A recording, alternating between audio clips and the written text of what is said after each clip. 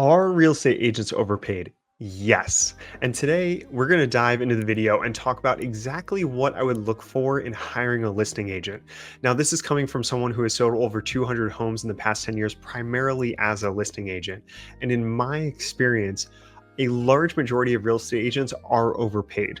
And the perception of consumers, we just do this $1 million listing lifestyle, or it's so easy as seen on TV. The industry has been glamorized by the ease and finesse of successful agents, making things look different from they are. We're going to talk about, well, why 20% of agents do 80% of the business in the industry because they're successful agents that keep crushing it, and why that other 80% actually flounders, and you really want to try and avoid them when finding someone to work with.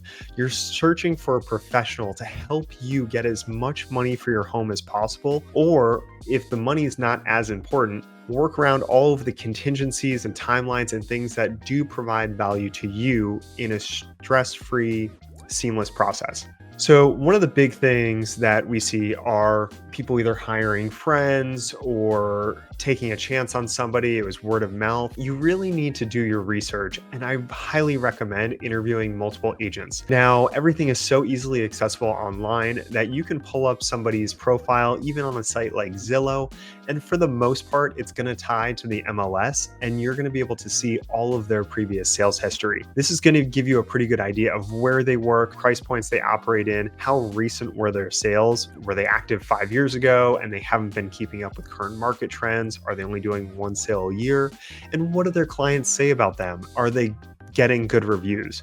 Because people are more willing to shout from the rooftops if they had a bad experience. So if you're seeing a bunch of positive reviews, it is hard to get clients to actually take the time to do reviews. So it's wonderful to see that they're actually getting consistent positive reviews. Now, one of the most important things is there is a big distinction between people that really excel at listing and selling properties and those primarily working with buyers. It is easier on the front end to secure and work with buyers, which is the path most agents take getting into the industry. So if you have a home to sell, and whether it's a luxury property, a $100,000 condo, whatever it may be, I do highly encourage you to seek out a professional who does work a lot on the listing side and understands the intricacies of it. Whether it's a older home or a condominium or a townhouse or a single family home, they're each going to come with their own set of challenges and required expertise depending on the situation. So getting kind of just basic, a lot of what we're going to talk about is what I would be looking for in a marketing plan, how an agent would approach the property, and really what I could expect if I was a client and a seller trying to hire somebody to sell the home. Now, the simplest thing that anyone could possibly do is professional photos. And yet in 2024, we still see people taking cell phone photos. They're not understanding furniture placement. There's animals doing things. Maybe it's art that hasn't been taken down that's offensive. And they just haven't done the due diligence to actually do the most basic form of advertising for the property, which is just showing it well online. Because all of the consumers are going to see the property first, and that's your immediate audition to get their attention. So right off the bat, we want to talk about professional photos. We want to talk about incorporating drone photography, as well as, depending on the property and the setting, maybe some twilight or dusk photos as well to give it that contrast of day and night. This could be very beneficial if it's a luxury property and you have a lot of uplighting, or there's a beautiful mountain setting, something unique that could showcase the yard and really give a buyer an idea of what the lifestyle may be from there. Now, we did have a time period where everyone was kind of on this 3D tour kick and doing these 3D modelings of house. Very common one is Matterport or Zillow Home. While I do find these very beneficial because you can virtually walk through a property, a lot of agents didn't know how to utilize them. So they either just get thrown in the remarks or kind of sent as an email along with the property. And where is that really going? It's not getting to the consumer. It's not helping them engage and pull them into the property. So when we talk about 3D tours, they are very beneficial. I have actually found that a lot of people value floor plans and video more than the actual 3D tours. Now, when it comes to the floor plans, there are plenty of apps that you can do this on yourself. Even if you're a homeowner, that you can download, your real estate agent should be doing it. The photographers can do it as add-ons to give buyers an idea of the dimensions and exact floor plan of the home itself. So if we just look back on the basic things so far, we have professional photography, we have potential drone and twilight shots, and we also have floor plans. Now, kicking it up a step from there, let's talk about video. One thing I find that people don't really understand how to utilize video is that a lot of it, as far as the agent population, is they think that when they pay for videos, they're getting something that's engaging for the consumer. And I couldn't disagree more, because a lot of the times what the videographers are doing, or even photographers, they're just taking still photos and almost doing like a slideshow of the still photos and calling it a video tour. That is so far from what you're looking for, and honestly a waste of time, because what you need is a video that is not only engaging but also highlights unique features of the home. Anyone can get a feel for the photos of what they're looking at, but you need to sell somebody on being in that house and really understand, is there a pool? Maybe it has a wine cellar. There's a super cool basement feature, a tennis court, basketball. Owner suite has a spa-like bath, but they need to get a feel and highlight those in a meaningful way. Now, the problem with video is it's expensive. When you're talking about someone coming in, doing the video tour and editing and actually having it of quality that would pull somebody in online, it does creep up on costs. And this is where a lot of agents shy away from it. But as a seller, especially depending on the price point, I would be pressing my agent to include this and see examples of what they've done previously, knowing that listings online that have video marketing attached to them, especially on a third-party site like Zillow or Realtor.com, actually show up higher in the algorithm due to those attachments. Now, one thing that you can look for, especially on the video side, is really also showcasing the neighborhood or amenities, especially if it's in HOA or downtown area. You can give a sense of like, what is it like living at this property, and then the proximity there. And I think that's super important. The tough thing with video is just by throwing it online, as long as you do it properly and get it attached to your third-party sites, your Zillows, Realtor.coms, anything that's going to syndicate to the MLS, that's the first step. But if you want to take it a step further, if your property is sitting on the market and you're having a tough time actually pulling buyers in or getting more showings, the agent needs to take that, have it reformatted in 9x16s for social media, whether it's a reel, a story, a TikTok, a YouTube format, and they need to do paid targeted advertising to try and get the video in front of the buyer demographic to pull the buyers in. A lot of times what we see is the video will just be attached to the listing, or they'll throw it up on a YouTube channel, which I used to do, and it was horrible mistakes because nobody is specifically searching for that. So you need to take a product, especially if it's expensive to create and engaging, and you need to pay to push that in front of the audience to make them say, oh my God, I need to set up a time to see this home. This is exactly what I'm looking for. I can see exactly where my kids be running around in the backyard. We'd be making these family memories, and it's a wonderful experience. Now, the tricky thing is if the home is potentially vacant, there are so many options now, especially with AI, to virtually stage a home. You can give it all sorts of different character depending on the furniture style you're going for, and really play around with that. So I'd also ask your agent, if you have a property that you're looking to sell that is vacant, that they understand or provide examples of what their virtual staging would look like. And again, each time we talk about more things, these are added costs to the agent. So there are certain properties, depending on price points, that dictate more extensive marketing plans depending on what they're offering. But you also have to realize, if you have a $100,000 property, it may not make sense for the agent to do certain levels based on the time and compensation that would be required of that. And as an agent, You really shouldn't be bypassing and taking the cheaper routes just because it makes your life easier and saves a buck. That is a disservice to our clients. When you look for experienced listing agents and those that have a proven track record, unfortunately, that does mean they potentially have the ability of more money and resources to actually give you those enhanced plans. So I'm not saying that new agents are cheaping out on anything, but they may just not know enough to understand what they can do differently for the property, or potentially it is just cost prohibitive for them and they can't actually give you that effective selling strategy. Now, once we move past kind of those initial points, then it really gets to, okay, how do we get people through the door and how do we showcase this in a meaningful light? So there's two ways to approach this. One is if you're just putting the property on the market and it's just going to be listed, that's kind of one avenue. If we know that there is time, let's say 2 or 3 weeks, and the property is going to be listed at the end of the month, but you're ready to go now from a marketing standpoint, I love coming soon marketing because this gives me an opportunity to put the listing in the system. It's not going to be active, it's going to be in a coming soon status. So that means that we can market it effectively. We won't be able to do showings, but we're generating interest, and you're also not accruing days on market until it formally goes active. Now, in this coming soon period, it's important, at least in my mind, to actually have the photos and videos back because you're still getting that first opportunity to capture buyers.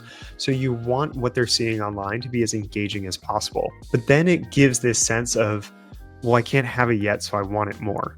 Buyers always want what they can't have, and agents are always looking for an off-market opportunity that their buyer has just been waiting for so that they can say, hey, I found the next best thing.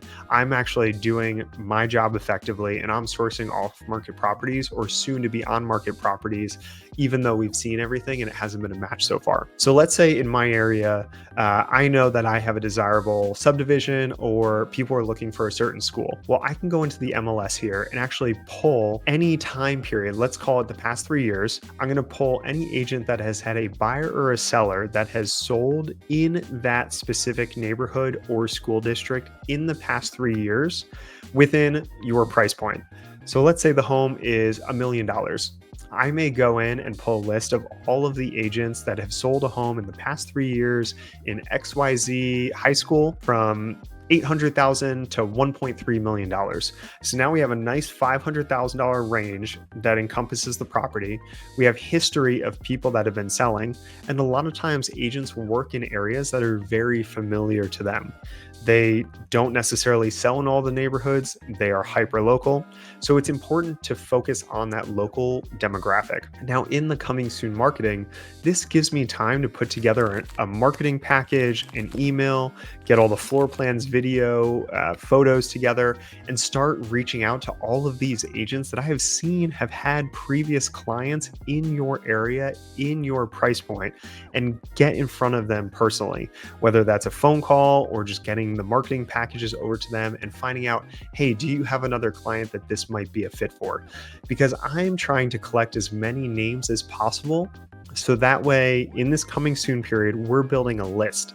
And then once we go to market, all of a sudden, the momentum is already rolling. And we are then following up with all those people to try and schedule back-to-back showings right within those first few days.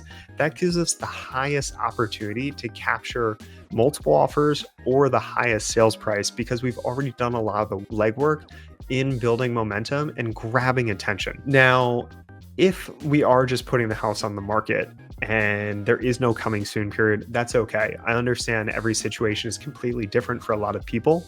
So in that regard, my favorite time is actually to list on a Thursday. Now, what we're going to do is we're going to make sure that everything is perfect for that Thursday. It's going to give it 24 hours to syndicate. We're still going to start reaching out to our agent population, which I did before.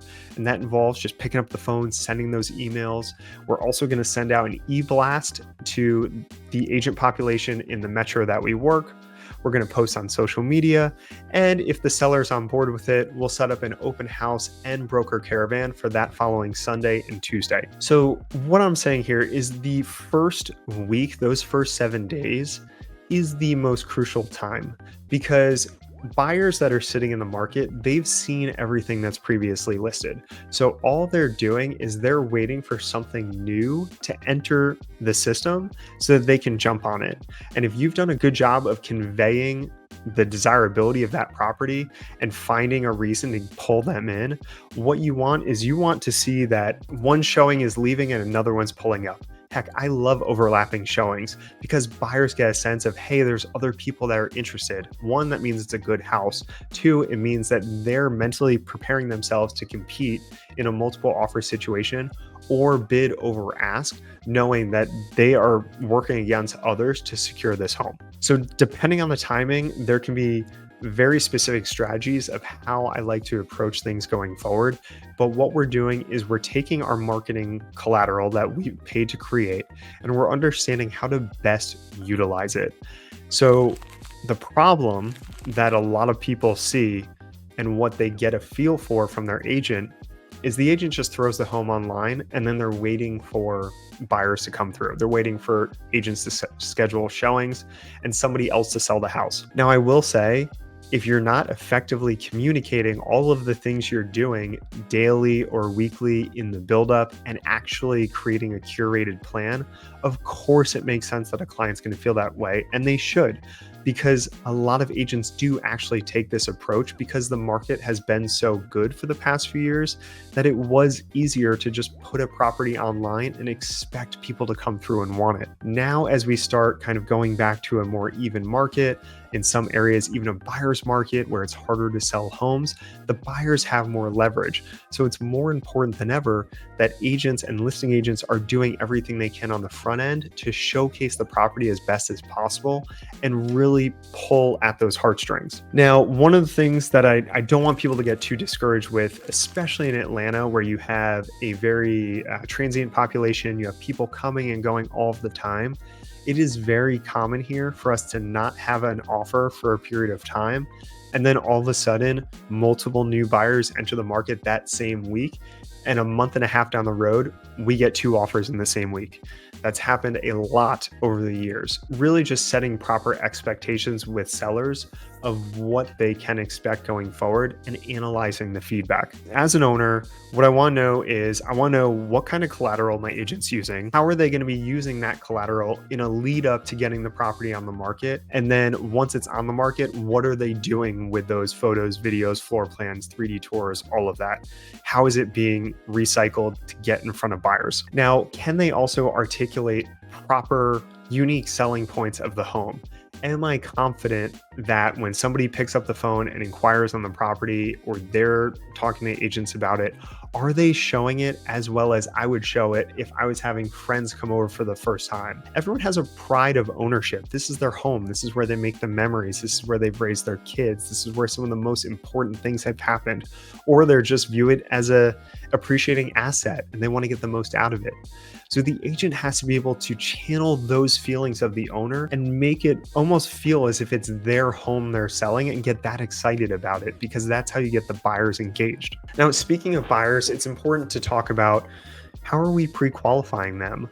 If you're in a market where buyers are consistently bringing loans to properties, there's a big difference between having a pre-qualification letter and a pre-approval letter. Listing agents need to not only understand the difference, but are they reaching out to the lender ahead of time to get a better idea of the position the buyer's in and how far along they are in the process. Every time I see a loan come through, I want to call the lender. I want to get as much information as I can about the buyer from the lender, from the agent, find out, can they get an appraisal waiver? Are there certain things that they can get that would make the process easier for my client selling the home? Now, if it's going to be cash, you have to verify the proof of funds, especially we see a lot of things get forged. So whether that's talking to an accountant, getting a certified letter, reconciling bank statements, or if they're paying with cryptocurrency, understanding how to verify that and actually use a third party to facilitate a crypto transaction, something that I have a little bit of history with, which I'm happy to dive into if anyone has any questions. But you just want to make sure, especially as a seller, that you feel confident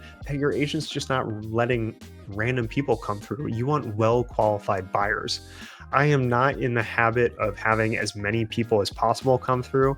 I'm in the habit of having the right people come through because they're the ones that are going to put pen to paper and submit an offer. Now, when it goes for showings, I think this is something that a lot of agents really need to better communicate to their sellers about what the showing process is like. And there's kind of two ways to do this. You could have scheduled showings with a lockbox, or you could have showings by appointment where the agent is actually there for every showing. Now, you need to realize that as an owner, agents are busy. So if you're requiring a listing agent to be at the property for every showing, you need to work with them a little bit on scheduling and know that, especially if it's in a hot area and there's a lot of showings, that they're working around their other clients, their family, their obligations, their free time as well to try and be there. And it's not always realistic. So sometimes showings do get rescheduled. Now, if they are by appointment, this is something where I know in the big work from home atmosphere that we have right now, the worst thing that can happen is last minute cancellations on showings. So as a listing agent,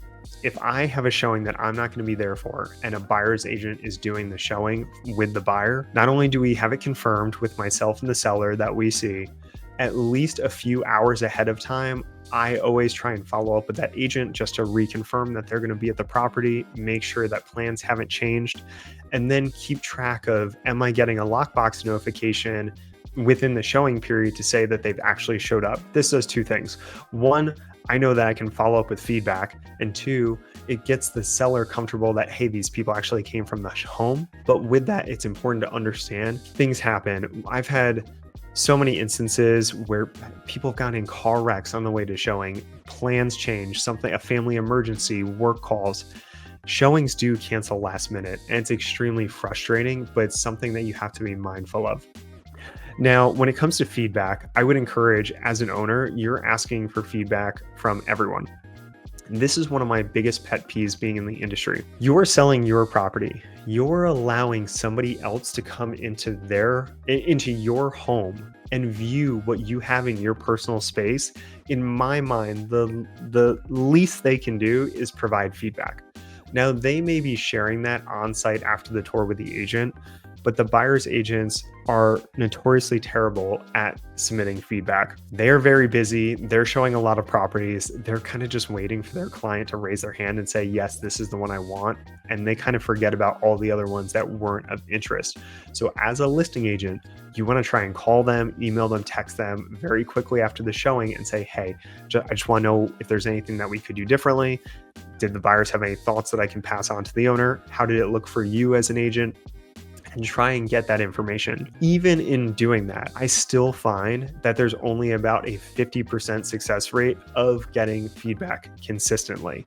So it's important to convey that to owners on the front end that you won't necessarily always get feedback from your showings. There's some people I've followed up with 6, 8, 10 times and they just don't respond, which is super frustrating. I view it as incredibly disrespectful, even from one professional to another in the field, but it does happen. Now, obviously, the longer a home goes on, it gets a little bit frustrating, especially if an offer doesn't come in. So it's important to understand how your agent plans on communicating with you throughout the process. Is it going to be daily? Is it going to be weekly? Is it going to be just after showings, talking about the feedback? Are you getting reports of online activity in terms of where the views and engagement is coming from outside of the local market, and really getting a feel for what could maybe be adjusted as far as a marketing strategy? Now, if you're not getting a lot of showings or showing requests in general or views, sometimes that just says that the buyers are rejecting how they're viewing it online. If you are getting a lot of activity but no showings, usually that means that they're rejecting the price or something specifically about the house. So those are things to be mindful as a seller. I know everyone wants top dollar and they all feel that their house is the best house possible, but there are things to be mindful of, that sometimes the price does need to change. Sometimes a strategy needs to change, whether it's just swapping photos, targeting different buyers, or approaching it a little bit differently. Unfortunately, that sometimes does mean that you might have to switch agents. Every agent works completely differently, even within my own company, which I view as the top brokerage here in Metro Atlanta. Every one of the 500 agents we all do things in our own way, and that's okay because it's what makes us all successful.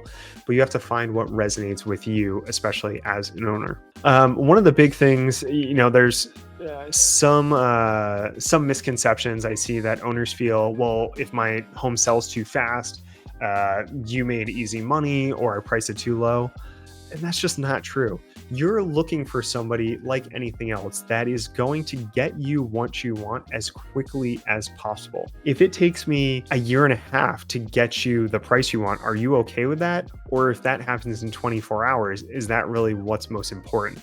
It comes down to like, what is most important for you and your situation, rather than focusing on how long it took to happen. Because honestly, agents that price homes properly to get the proper amount of engagement and offers, that just means they're doing their job. And whether it happens day 1 or day 30, you have to kind of be okay and be a little fluid with the situation depending on what you're asking of them. Some of the things that I do leave up to clients, every owner is situationally different. Some don't like open houses, some don't like broker caravans, some have restricted hours. I totally understand that each situation is different and you don't necessarily want everyone coming through the house. Some general tips when showing the home: I always recommend having all the lights on before showings. If you have pets, try to have candles or scents going that mask the pets. Have the house cleaned regularly. When you have pets, it does become very common to not necessarily realize how much a house smells because you're living with it day in and day out, especially if it gets into the carpet or the walls. Same thing if there's a smoker in the house as well. So those are all things to be mindful of. So before showings, we want to make sure the house is well lit. We want to make sure that it smells well. We want to make sure that it's decluttered and shows well as best as possible, and really just give ourselves a chance to actually stand out from the competition. Now, the big thing I know is very tough. There's over 1.5 million realtors in the United States. And as far as people even that don't have the association and are just licensed, there are even more than that. How do you know your agent has your best interests at heart? Now, one way to understand this is to really just obviously look at the track record. And this is where it becomes you're interviewing somebody. You're trying to see if their personality is going to mesh with your personality. Do they have a track record of success? Do they have sales history? Are they on social media? Are they actual and active agent? Are they doing all the things necessary to get your home sold? But one of the easiest ways I think that you could understand is, ask an agent what makes them different. One of the most important things that I feel like I've shared over the years with my clients is I'm not afraid to say no. I have walked away from just as much business as I've probably made because, the first offer that comes in is not always the best offer for my client. Would it make my life easier? Sure. But if I'm telling a client to bypass on an offer, or if I'm working with buyers and telling them to pass on a house, if I can give them solid reasonings of why, I think that just builds credibility. Because down the road, if something happens, let's say you're buying a house and there's buyer's remorse, or it sits behind power lines and I just wanted you to buy that to get paid rather than focusing on resale value, I'm going to be the first one that you call, get mad at, and then don't rehire. Listings are the same way. Every house I sell is an audition for the neighbors and the neighborhood and other future business or referrals from that seller. So it's in my best interest to do everything I can to get you everything you're asking for. Being in the industry 10 years now, I know there's always more business around the corner because I do the things that are needed to keep business flowing, and I have an ongoing pipeline. Now that allows me to not live and die by every deal. So I'm more focused on the positive review, the positive word of mouth referral, what the neighbors are think, and how I'm perceived by the community, rather than that individual check. Because I know if I show up and I do a good job and I set myself apart from what other people in the area have had experience-wise from their agents, I'm going to be the one that they call next. So I think it's important, just understand for you as an owner, what are you looking for? How do you resonate with the agent that you're interviewing, and how are they going to have your best interests? So you want to know about their marketing plan. How are the showings going to go? How are they going to pre-qualify people? What is the communication going to be like throughout the process? How would they handle negotiations? And then how are they just going to be, honestly, as a good person? And that's tough because this is sales and the perception is bad. But I think coming into a listing interview with some questions on hand and really getting a grasp on what you're looking for in someone you're hiring will make a smooth process for everyone and ultimately make you happier at the end of the day selling your home. So if you found this valuable, I would really love if you would like the video, subscribe. If you have any questions or feel like there's anything I didn't cover, I am always happy to answer any questions, whether it's listing a home, questions about something on market, questions you're seeing, buying a property. If you're relocating to the area, I have my free Alpharetta guide down below. Just as a reminder, I have sold a home in almost every town in a 50-mile radius of Greater Atlanta, so I'm happy to provide perspective on what you may encounter in various areas and neighborhoods for lifestyles, and then let you know if it's not in my wheelhouse, I can absolutely point you in the direction of a colleague that would take great care of you in Greater Atlanta. So as always, thanks so much for watching, and I will see you on the next one.